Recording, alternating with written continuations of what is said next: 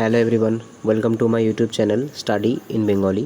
RRB group D 2025-এর জন্য যে জেনারেল সায়েন্সের প্রিভিয়াস ইয়ারের কোশ্চেনের সিরিজটা আমরা শুরু করেছিলাম, আজকে তার ক্লাস নাম্বার 37। তাহলে চলো দেরি না করে শুরু করা যাক আজকের প্রথম প্রশ্ন। দেখো, আজকে আমি কিছু কোশ্চেনের তোমাদের মিক্সড কোশ্চেন নিয়ে এসেছি, ঠিক আছে। এখানে তোমাদের সব ধরনের কোশ্চেনই আছে, ম্যাথামেটিক্সও আছে, ফিজিক্সের, আবার হচ্ছে তোমার জেনারেল কোশ্চেনও আছে। তাহলে চলো দেরি না করে শুরু করা যাক। আজকের প্রথম প্রশ্ন কি বলছে দেখো, যে ক্যালসিয়াম ক্লোরাইডের আণবিক ভর কত। দেখো, সবার প্রথমে কিন্তু এই অঙ্কটা করার জন্য তোমাদেরকে সবার প্রথমে ক্যালসিয়াম ক্লোরাইডের যে সংকেত সেটা কিন্তু জানতে হবে। তো ক্যালসিয়াম ক্লোরাইডের সংকেত কি হয়ে থাকে? ক্যালসিয়াম ক্লোরাইডের সংকেত কিন্তু হয়ে থাকে CaCl2। এবার দেখো, এখানে কিন্তু আণবিক ভর চেয়েছে, অর্থাৎ তোমার যে মলিকিউলার মাস আছে সেই মলিকিউলার মাস সম্পর্কে কিন্তু জানতে চেয়েছে।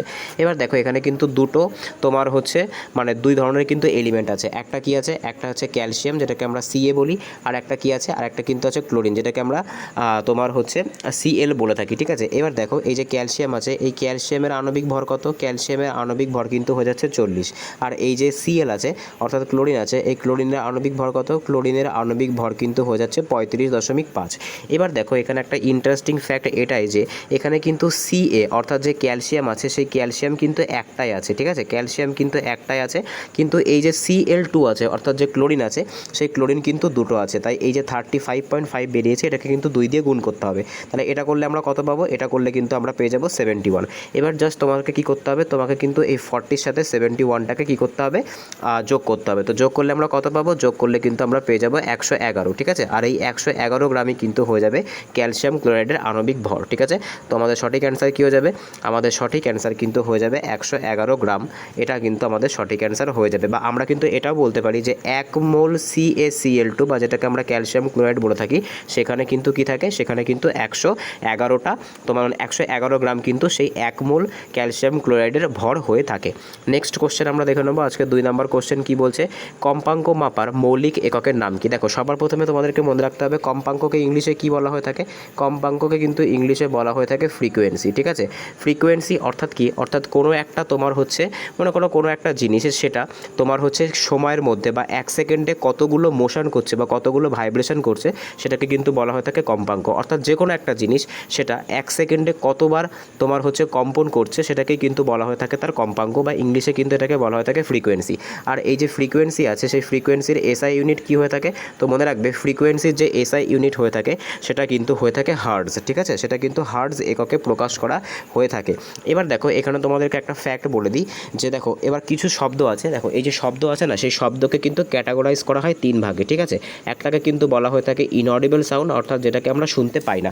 মনে রাখবে, যদি শব্দের যে কম্পাঙ্ক থাকে সেটা যদি 20 হার্টজের কম হয়ে থাকে, ঠিক আছে, সেটা যদি তোমার হচ্ছে 20 হার্টজের কম হয়ে থাকে, সেক্ষেত্রে কী হয়ে থাকে?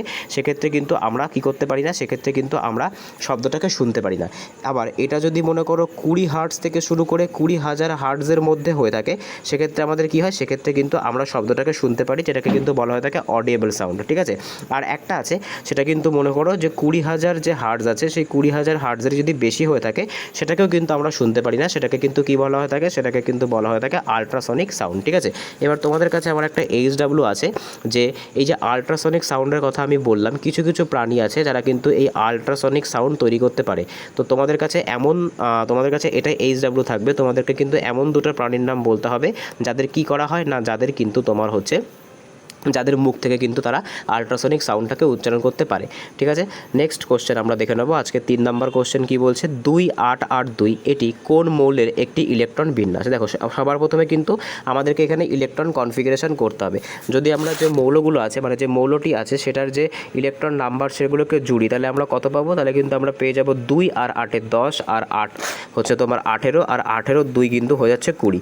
এবার দেখো, তোমাদেরকে আমি বলেছি 1 থেকে 30 পর্যন্ত, ঠিক আছে। 1 থেকে 30 পর্যন্ত আমাদের যে মডার্ন যে পিরিয়ডিক টেবিলের যে তোমার হচ্ছে এলিমেন্টগুলো আছে সেই এলিমেন্টগুলোর নাম মনে রাখতে বলেছি। তাই তোমাদের যদি 1 থেকে 30 পর্যন্ত নাম মনে থাকে, তাহলে কিন্তু তোমরা এর অ্যান্সারটা সঠিকভাবে করতে পারবে। যে 20তে কে আছে? 20তে কিন্তু আছে ক্যালসিয়াম, ঠিক আছে। ক্যালসিয়াম কিন্তু আছে 20তে। তাই 20 পারমাণবিক সংখ্যা বিশিষ্ট মৌলটার নাম কি? সেটা কিন্তু হয়ে যাচ্ছে ক্যালসিয়াম, ঠিক আছে। তাই সঠিক অ্যান্সার কিন্তু আমাদের হয়ে যাবে ক্যালসিয়াম। নেক্সট কোশ্চেন আমরা দেখে নেবো। আজকে 4 নম্বর কোশ্চেন কি বলেছে, কোনো বস্তু স্থির অবস্থা থেকে কোনো বস্তুর স্থির অবস্থা ও গতি গতিশীল অবস্থার রোধকে কি বলা হয়ে থাকে? দেখো এখানে কোশ্চেনটা একটু বুঝতে হবে, তোমরা একবার অপশানগুলো দেখে নাও। জাড্য বলেছে, ভর বলেছে, বেগ বলেছে আর সময় বলেছে। দেখো কি বলেছে, কোনো একটা বস্তুর স্থির অবস্থা ও গতিশীল অবস্থার রোধকে। স্থির অবস্থা মানে কি? মনে করো কোনো একটা বস্তু কি আছে, কোনো একটা বস্তু স্থির আছে, এই যে বস্তুটাকে যদি আমরা বাইরে থেকে ফোর্স না দিই তাহলে কিন্তু এই স্থির বস্তুটা চিরকালই কী হবে, চিরকালই কিন্তু স্থির থেকে যাবে। আবার মনে করো কোনো একটা বস্তু কি হচ্ছে, চলনশীল রয়েছে, এই চলনশীল বস্তুটাকে যদি আমরা কি করি, আমরা যদি ফোর্স দিয়ে থামানোর না চেষ্টা করি তাহলে কিন্তু এই যে চলনশীল বস্তুটা আছে সেটা কখনোই থামবে না, সেটা কিন্তু সবসময় চলতেই থাকবে। এই যে ব্যাপারটা, এটা কিন্তু এইখানে কিন্তু এই কোশ্চেনটাতে এই ব্যাপারটাই বোঝাতে চেয়েছে। তো এটাকে কি বলা হয়ে থাকে, কোনো বস্তুর স্থির অবস্থা বা গতিশীল অবস্থার রোধকে কি বলা হয়ে থাকে? তো এটাকে কিন্তু বলা হয়ে থাকে জাড্য বা ইনার্শিয়া। ঠিক আছে, কি বলা হয়ে থাকে? জাড্য বা ইনার্শিয়া। আর এটাই কিন্তু নিউটনের যে ফার্স্ট ল আছে, ঠিক আছে, নিউটনের যে 3টে লয়ের মধ্যে থেকে ফার্স্ট ল আছে, প্রথম সূত্র আছে, সেই প্রথম সূত্র কিন্তু এটাই আমাদের এক্সপ্লেন করে। নেক্সট কোশ্চেন আমরা দেখে নেব। আজকে 5 নম্বর কোশ্চেন কি বলেছে, যে দুটি বিন্দুর ভেতরে বিভব পার্থক্য 10 ভোল্ট ও তড়িৎ আধান 4 জুল হলে কৃতকার্যের পরিমাণ, এখানে একটু মনে হচ্ছে এটা 4 জুল হবে না, এটা হয়ে যাবে হচ্ছে 4 কুলাম। ঠিক আছে, এখানে একটু টাইপিং মিস্টেক আছে, যে দুটি বিন্দুর ভেতরে বিভব পার্থক্য 10 ভোল্ট ও তড়িৎ আধান 4 তোমার হচ্ছে কুলাম হলে কৃতকার্যের পরিমাণ কত? এবার দেখো এখানে কিন্তু ইলেকট্রিসিটির ফলে কৃতকার্য চেয়েছে, আর আমরা অনেকবার শিখেছি যে ইলেকট্রিসিটির ফলে যে কৃতকার্য হয়ে থাকে তার ফর্মুলা কি হয়ে থাকে, তার ফর্মুলা কিন্তু হয়ে থাকে ভোল্ট গুণ কুলাম। ঠিক আছে, তাই এখানে জাস্ট আমাদেরকে ডেটাগুলোকে পুট করতে হবে। তো কত ভোল্ট এখানে আমরা পাচ্ছি, এখানে আমরা 10 ভোল্ট পাচ্ছি, আর তারপরে এখানে তড়িৎ আধান কত পাচ্ছি, তড়িৎ আধান কিন্তু পাচ্ছে 4। ঠিক আছে, তো 10-এর সঙ্গে যদি আমরা 4কে গুণ করি তাহলে আমরা কত পাবো, 40। আর কৃতকার্যের ইউনিট সবসময় কিসে হয়ে থাকে? তো কৃতকার্যের ইউনিট কিন্তু সবসময় জুলে হয়ে থাকে। তার কারণ কি? তার কারণ জুলের যে এসআই ইউনিট হয়ে থাকে, মানে তোমার হচ্ছে কৃতকার্যের যে এসআই ইউনিট হয়ে থাকে সেটা কিন্তু জুলে হয়ে থাকে। ঠিক আছে, আশা করি বুঝতে পেরেছো। এই ধরনের অনেক অঙ্ক কিন্তু তোমাদের এর আগেও করানো হয়েছে। নেক্সট কোশ্চেন আমরা দেখে নেবো। আজকে 6 নম্বর কোশ্চেন কি বলছে, যে 1100 ওয়াটের, ঠিক আছে, এটা ওয়াট হবে, এটা হবে হচ্ছে ওয়াট, 1100 ওয়াটের একটি মোটরের সাথে 220 ভোল্ট আউটপুট যুক্ত করলে জেনারেটরের গৃহীত তড়িৎ প্রবাহ মাত্রা কত হবে? দেখো এখানে কিন্তু কী চেয়েছে, এখানে কিন্তু তড়িৎ প্রবাহ মাত্রা চেয়েছে। অর্থাৎ এখানে কিন্তু তোমাদের হচ্ছে যে কোনো একটা তারের মধ্যে দিয়ে, বা মনে করো এই যে মেশিনটা আছে, যে 1100 ওয়াটের একটি মোটরকে আমরা 220 ভোল্ট লাইনের মধ্যে যুক্ত করেছি, তাহলে যে তারটা থাকবে সেই তারটার মধ্যে দিয়ে কতটুকু কারেন্ট যাবে। তো মনে রাখবে এটার কিন্তু একটা ডাইরেক্ট ফর্মুলা আছে। ফর্মুলাটা কি? তড়িৎ প্রবাহ মাত্রা। তড়িৎ প্রবাহ মাত্রাকে সাধারণত আমরা কি দিয়ে প্রকাশ করে থাকি? তড়িৎ প্রবাহ মাত্রাকে কিন্তু আমরা এ দিয়ে প্রকাশ করে থাকি। তো মনে রাখবে তড়িৎ প্রবাহ মাত্রা বা এ ইকুয়ালস টু কী হয়ে থাকে? এ ইকুয়ালস টু কিন্তু হয়ে থাকে তোমার হচ্ছে ওয়াট, অর্থাৎ যে তোমার পাওয়ার হয়ে থাকে, আর নিচে কি হয়ে থাকে? নিচে কিন্তু হয়ে থাকে ভোল্ট, বা A equals to W by V. তোমরা যদি এই ফর্মুলাটাকে মনে রাখতে পারো তাহলে কিন্তু এই অঙ্কটা করতে তোমাদের একদমই সোজা হবে। এবার জাস্ট কি করতে হবে, জাস্ট কিন্তু ডেটাগুলোকে পুট করতে হবে।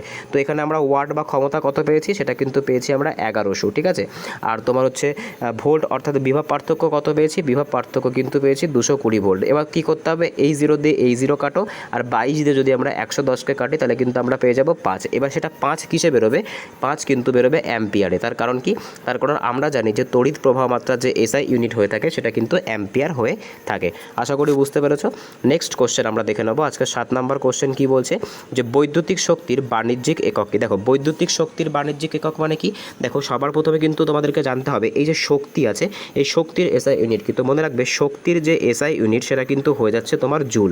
ঠিক আছে, শক্তির আর কার্যের, ঠিক আছে, শক্তি ও কার্যের যে এসআই ইউনিট হয়ে থাকে সেটা কিন্তু দুটোই সমান হয়ে থাকে জুল। ঠিক আছে, জুল কিন্তু হয়ে থাকে এসআই ইউনিট, আর এদের যে সিজিএস ইউনিট হয়ে থাকে সেটাও কিন্তু সমান হয়ে থাকে, সেটা কিন্তু হয়ে থাকে ক্যালোরি। ঠিক আছে, এবার দেখো এখানে কিন্তু শক্তির চাইনি, এখানে কিন্তু বৈদ্যুতিক শক্তি চেয়েছে, অর্থাৎ ইলেকট্রিক্যাল এনার্জি চেয়েছে।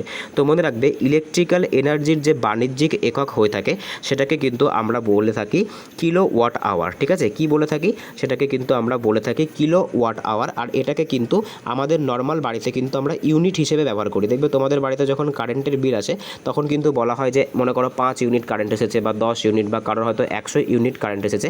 এই যে ইউনিট শব্দটা আমরা এখানে ব্যবহার করি, এটা কিন্তু আসলে কিলো ওয়াট আওয়ার। ঠিক আছে, এটাই কিন্তু বৈদ্যুতিক শক্তির বাণিজ্যিক একক। নেক্সট কোশ্চেন আমরা দেখে নেবো। আজকের 8 নম্বর কোশ্চেন কি বলেছে দেখে নিই, যে নিম্নলিখিত কার, এখানে একটু টাইপিং মিস্টেক আছে, একটু অ্যাডজাস্ট করবে। নিম্নলিখিত কার গলনাঙ্ক ও স্ফুটনাঙ্ক সর্বাধিক? দেখো এখানে হচ্ছে তোমার ব্যাক টু ব্যাক 4টে অপশান দিয়েছে। এর মধ্যে থেকে যে কোন মৌলটা আছে বা কোন এলিমেন্টটা আছে যার গলনাঙ্ক স্ফুটনাঙ্ক সর্বাধিক। গলনাঙ্ক মানে কি? গলনাঙ্ক মানে কিন্তু হয়ে যাচ্ছে তোমার মেল্টিং পয়েন্ট, অর্থাৎ কোন উষ্ণতায় গিয়ে এটা মেল্ট হয়ে যাবে।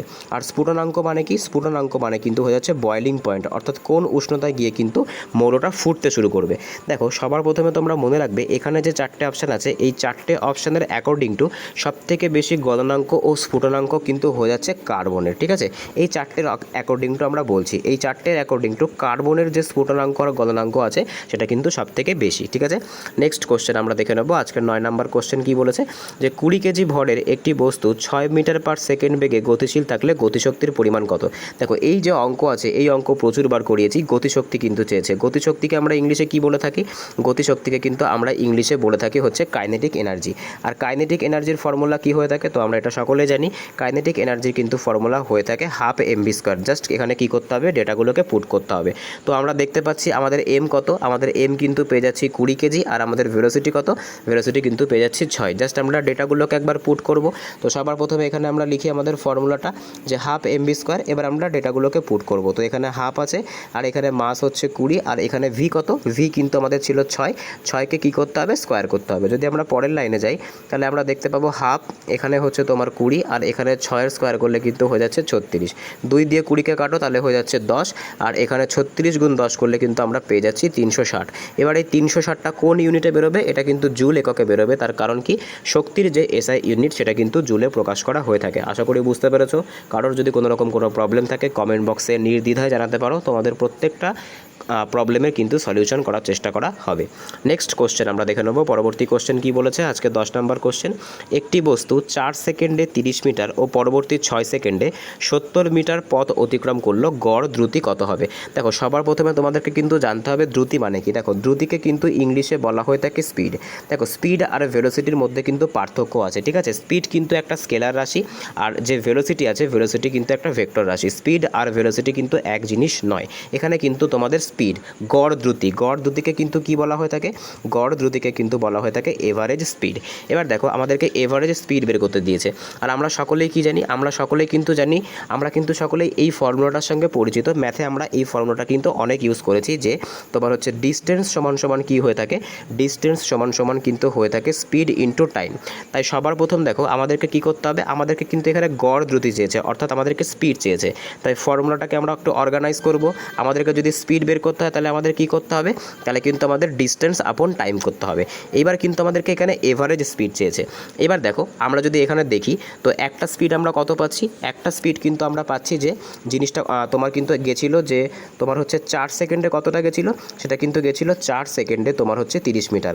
আর পরবর্তী 6 সেকেন্ডে কতটা গেছিলো? পরবর্তী 6 সেকেন্ডে কিন্তু গেছিলো তোমার হচ্ছে 70 সেন্টিমিটার। ঠিক আছে, মনে হচ্ছে একটু ভুল করা হচ্ছে এখানে, 1 সেকেন্ড একটু দেখে নিই। 4 সেকেন্ডে 30 মিটার ও পরবর্তী 6 সেকেন্ডে 70 মিটার, না ঠিক আছে।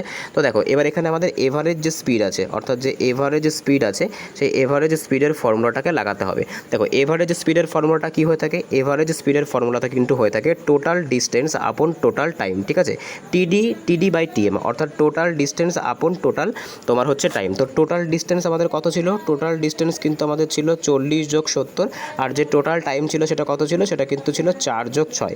তো আলটিমেটলি আমরা ওপরে কত পাচ্ছি? ওপরে কিন্তু পাচ্ছি আমরা 100, আর নিচে কত পাচ্ছি? নিচে কিন্তু পাচ্ছি 10।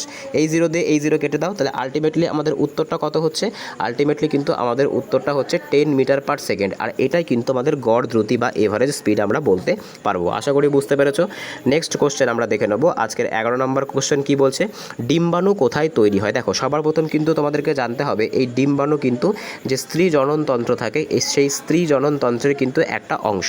ঠিক সেরকম করে এখানে তোমরা দেখতে পাচ্ছ শুক্রাশয়। ঠিক আছে, এই শুক্রাশয়ের মধ্যে কি থাকে? শুক্রাশয়ের মধ্যে কিন্তু শুক্রাণু থাকে, যেটা কিন্তু পুরুষ জননতন্ত্রের একটা অংশ। এবার বলেছে এই ডিম্বাণুটা কোথায় তৈরি হয়। তো মনে রাখবে এই ডিম্বাণু কিন্তু তৈরি হয়ে থাকে ডিম্বাশয়তে। ঠিক আছে, ডিম্বাশয়তে কিন্তু, বা এটাকে কিন্তু ইংলিশে বলা হয়ে থাকে ওভারি। ঠিক আছে, ডিম্বাশয় বা ওভারিতেই কিন্তু ডিম্বাণু তৈরি হয়ে থাকে। এইবার পুরুষের দেহ থেকে আসা এই শুক্রাণু আর ফিমেলের দেহ থেকে আসা এই ডিম্বাণু মিলে কি তৈরি করে? দেখো পুরুষের দেহ থেকে আমি যদি এখানে লিখি, মনে করো আমি এখানে পুরুষকে এম লিখলাম আর হচ্ছে যে তোমার ফিমেল আছে অর্থাৎ মহিলাকে এম লিখলাম। দেখো পুরুষ থেকে কি আসে, পুরুষ থেকে কিন্তু আসে তোমার হচ্ছে শুক্রাণু, এটাকে আমরা এস দিয়ে ডিনোট করি। আর হচ্ছে ফিমেল থেকে কি আসে, ফিমেল থেকে কিন্তু আসে ডিম্বাণু, যেটাকে আমরা ডি দিয়ে ডিনোট করি। এবার দেখো এই দুটো কিন্তু একত্রিত হয়, একত্রিত হয়ে কি তৈরি করে, সেটা কিন্তু তৈরি করে হচ্ছে জাইগোট। ঠিক আছে, জাইগোট কিন্তু তৈরি করে থাকে। এবার এই জাইগোটই কি হয়, পরবর্তীকালে কিন্তু এই জাইগোট থেকেই নতুন অপত্য কোষের বা আমরা বলতে পারি যে নতুন কোনো কোষের সৃষ্টি হয়ে থাকে। ঠিক আছে, তো আমাদের সঠিক অ্যান্সার কী হবে, আমাদের সঠিক অ্যান্সার কিন্তু হয়ে যাবে ডিম্বাশয়। ডিম্বাশয় থেকে কিন্তু ডিম্বাণু নির্গত হয়ে থাকে। ঠিক আছে, পরবর্তী কোশ্চেন আমরা দেখে নেব। আজকে 12 নম্বর কোশ্চেন কি বলেছে, যে কোন মৌলের গলনাঙ্ক সব থেকে কম। এখানে দেখো ব্যাক টু ব্যাক 4টে অপশান দিয়েছে, তোমাদেরকে কিন্তু অপশানের অ্যাকর্ডিং টু এখানে যেতে হবে।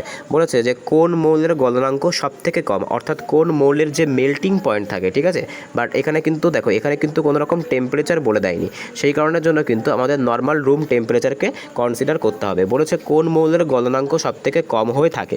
তো এখানে ব্যাক টু ব্যাক 4টে অপশান দিয়েছে, আমরা একবার অপশানগুলো দেখে নিই কী বলছে।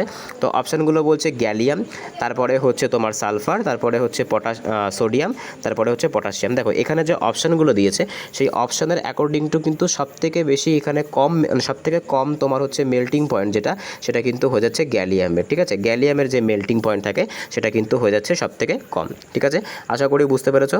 নেক্সট কোশ্চেন আমরা দেখে নেব। পরবর্তী কোশ্চেন কি বলেছে, আজকে 13 নম্বর কোশ্চেন, পেশি কিসে সাহায্য করে থাকে। দেখো সবার প্রথমে জানতে হবে পেশি মানে কি। পেশি মানে কিন্তু হয়ে যাচ্ছে মাসেলস। তো আমাদের মাসেলস কিসে সাহায্য করে থাকে, আমাদের মাসেলস কিন্তু আমাদের যে বডি মুভমেন্ট থাকে, ঠিক আছে, সেই বডি মুভমেন্টে কিন্তু সাহায্য করে থাকে, বা আমরা কিন্তু এক কথায় বলতে পারি আমাদের যে চলন বা গমন আছে সেই চলন বা গমনে কিন্তু পেশি সাহায্য করে থাকে। ঠিক আছে, তো এখানে আমাদের অপশানগুলো কি আছে, দেখো এখানে কিন্তু আমাদের অপশানগুলো আছে চলন আছে, গমন আছে, বোধ আছে আর নট আছে। তো সঠিক অ্যান্সার কী হবে, সঠিক অ্যান্সার কিন্তু হয়ে যাচ্ছে আমাদের যে পেশিগুলো থাকে সেই পেশিগুলো কিন্তু চলন আর গমন দুটোতেই কিন্তু সাহায্য করে থাকে। ঠিক আছে, তাই উভয়ই কিন্তু আমাদের সঠিক অ্যান্সার হয়ে যাবে। নেক্সট কোশ্চেন আমরা দেখে নেব। আজকের 14 নম্বর কোশ্চেন কি বলেছে, যে 20 ওহম ও 40 ওহম রোধযুক্ত একটি পরিবাহীকে প্যারালালে যদি আমরা কানেক্ট করি। দেখো এই প্যারালাল মানে কি, প্যারালাল মানে কিন্তু হয়ে যাচ্ছে সমান্তরাল সমবায়। ঠিক আছে, বাংলাতে কি বলা হয়ে থাকে এটাকে, বাংলাতে কিন্তু এটাকে বলা হয়ে থাকে সমান্তরাল সমবায়। সমান্তরাল সমবায় মানে কি, সমান্তরাল সমবায় মানে হচ্ছে কিন্তু যে রোধগুলো থাকবে সেগুলোকে কিন্তু আমাদেরকে এলসিএম এর ফরম্যাটে আনতে হবে। আর এই যে সমান্তরাল সমবায় আছে এর যে ফর্মুলা কি হয়ে থাকে, এর ফর্মুলা কিন্তু হয়ে থাকে 1/r ইকুইভ্যালেন্ট সমান সমান কি হয়ে থাকে, যতগুলো রোধ থাকবে। মনে করো 1/, এখানে দুটো আছে 1/r1 আর নিচে হচ্ছে 1/r2।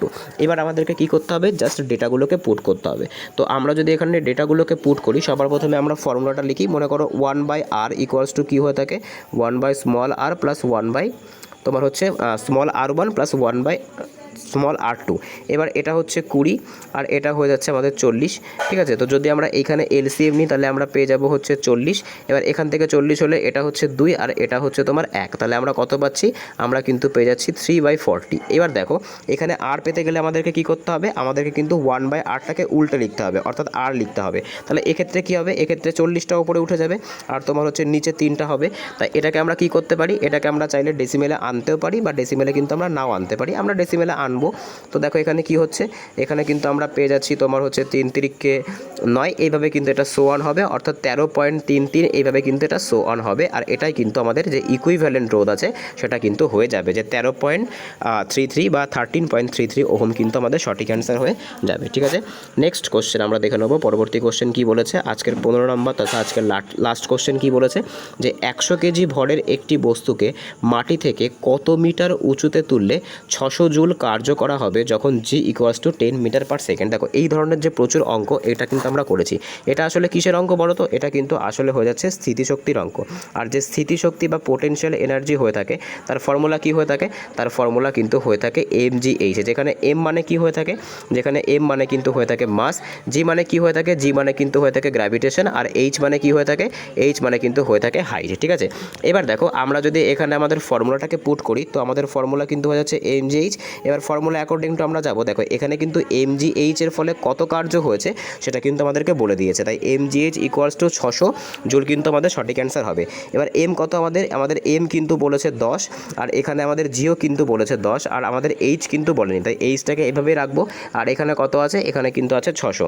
এবার যদি আমরা দেখি এইচকে আমরা এইখানে রাখবো, আর নিচে কিন্তু আমাদের এই যে 10 আর 10 আছে এটাকে নিচে নিয়ে যাব। আমরা এটাকে চাইলে 100 একবারে গুণ করে নিতে পারতাম, কিন্তু আমরা এইভাবেও চাইলেই নিয়ে যেতে পারি। এই জিরো দিয়ে এই জিরো কাটো, এই জিরো দিয়ে এই জিরো কাটো, তো এইচ ইকুয়ালস টু কী হবে, এইচ ইকুয়ালস টু কিন্তু হয়ে যাবে হাইট 6।